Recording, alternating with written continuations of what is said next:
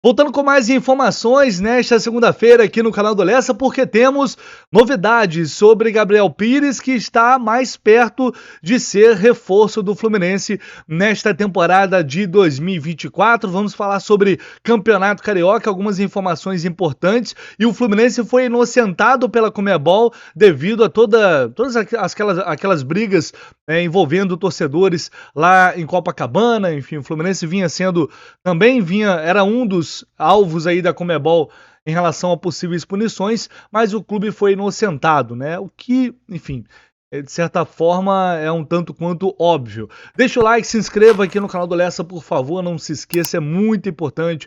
Seu like, seu comentário, verifique se você realmente está inscrito, pode ser que você nem tenha percebido que não está, ative as notificações, porque aí você não perde nada, absolutamente nada do que acontece no Flusão. Apurou, confirmou, publicou, emplacou! E eu só acredito no Lessa! Pensando com essa informação aqui, a Ferdi mudou o regulamento do Campeonato Carioca e passou a permitir até 7 jogadores, né? Inscrição de 7 jogadores para a competição, jogadores estrangeiros. Até então, o número máximo permitido era de 5. Isso é importante, porque, vamos lá, o Fluminense tem hoje como estrangeiros Arias Cano e Johnny Gonzalez. Pô, Lessa, mas beleza, só tem 3 aí, portanto, estrangeiros, né, no atual elenco. Mas pode chegar o Terans, pode chegar, de repente, algum outro reforço aí de última hora. De qualquer forma, não é algo que vai impactar. Não faria muita diferença para o Fluminense agora. Quem estava brigando mais por isso é Vasco e Botafogo, que hoje eles têm mais estrangeiros nessas equipes, então eles já estavam capitaneando esse movimento.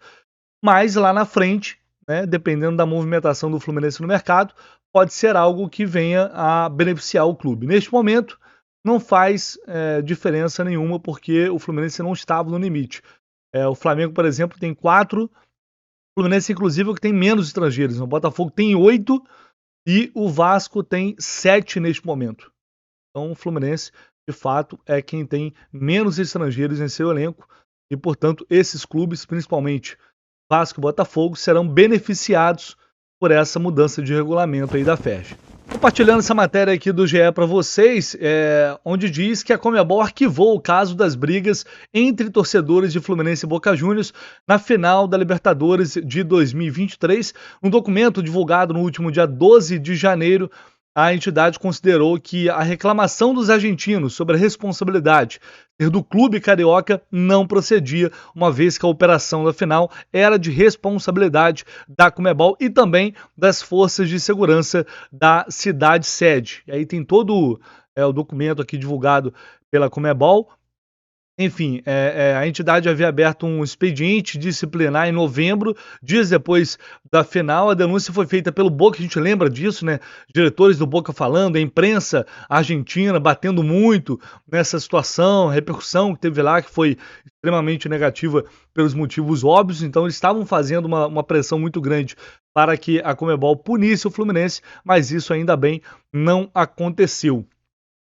A denúncia referente ao confronto foi no dia 30 de outubro, né?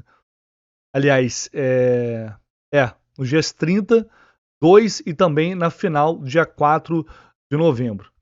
Enfim, eu disse que é o óbvio o Fluminense não ser punido, porque é claro que a segurança em Copacabana não depende do Fluminense. Não é o Fluminense o responsável pela segurança dos torcedores que estavam em Copacabana, ainda mais depois do absurdo que a prefeitura fez, cedendo uma área muito melhor para os argentinos e deixando os caras irem para lá, né, uma situação ali de vulnerabilidade, porque não tinha nenhum aparato de segurança ali para que pudesse, enfim, evitar esse confronto entre os torcedores. Foi uma tragédia, a verdade, que a logística da prefeitura do Rio de Janeiro fez a forma como eles conduziram todo esse processo à final da Libertadores foi muito ruim. E aí depois, obviamente, eles tentaram colocar a culpa no Fluminense, mas ainda bem que a Conmebol foi razoável e não atendeu a essa solicitação, portanto o Fluminense está absolvido. E uma informação importante aqui foi publicada pelo Caio Blois lá no site Trivela, de que o Fluminense avançou para contratar com o Gabriel Pires. Aliás, tem um acerto para contratar o Gabriel Pires, que deixou o Botafogo, jogador que pertence ao Benfica, mas ainda resta definir a situação, o modelo de negócio com o Benfica. No domingo, ontem eu trouxe para vocês que o Gabriel já tinha dado o aval para fechar com o Fluminense, estava empolgado com essa possibilidade de trabalhar com o técnico Fernando Diniz, então ele deu ok para seguir com as negociações, e aí já o Fluminense já tinha algo bem conversado ali com os representantes do Gabriel Pires. Agora, com essa notícia do Caio, então o Fluminense fechou com o jogador e precisa, portanto, definir a situação com o Benfica. Ele tem contrato até 2025 com o clube português e o Benfica não quer ficar com o Gabriel Pires.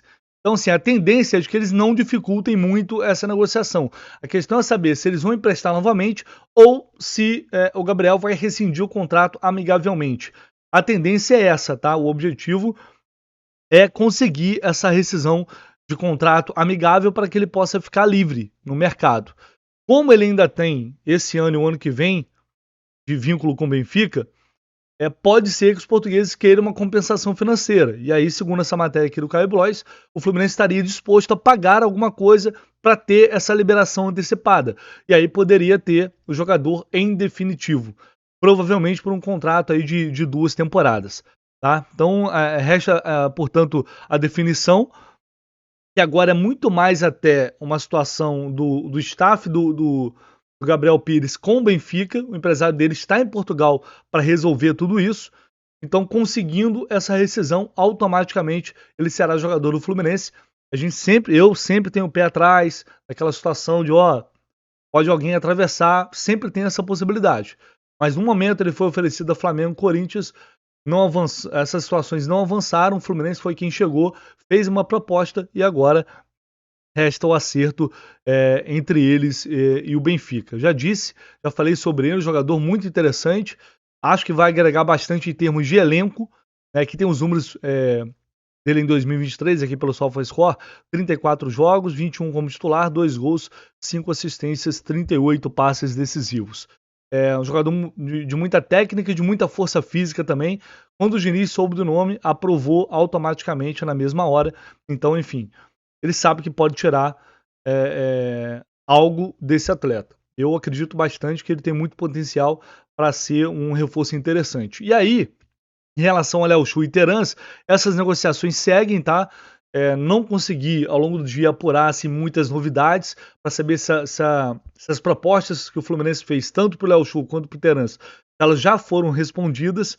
A princípio, eu acho que não, mas isso pode acontecer a qualquer momento. As próximas horas, os próximos dias serão decisivos para isso. Há uma confiança muito grande de que o Fluminense conseguirá fechar com esses 3 jogadores. O objetivo é isso.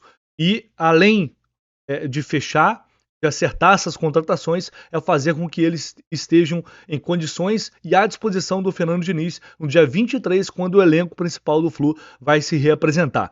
Então, certamente teremos mais novidades nos próximos dias.